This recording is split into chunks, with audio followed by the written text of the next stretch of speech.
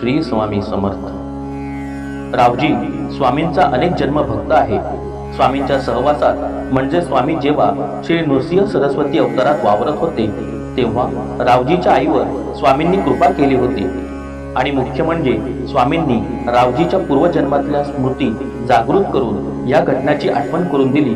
हे भोवती जमलेल्या हजारो लोकांनी पाहिले आणि त्यांनी स्वामींचा जय जयकार करायला सुरुवात केली।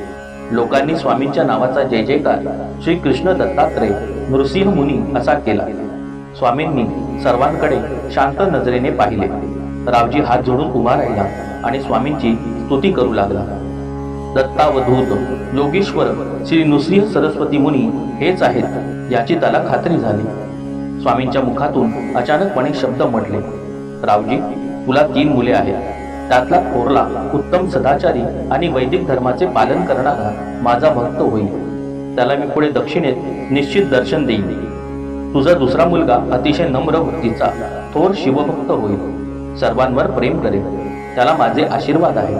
परंतु तुझा तिसरा मुलगा वामन हा गुरु संप्रदायाचा प्रसारक होईल।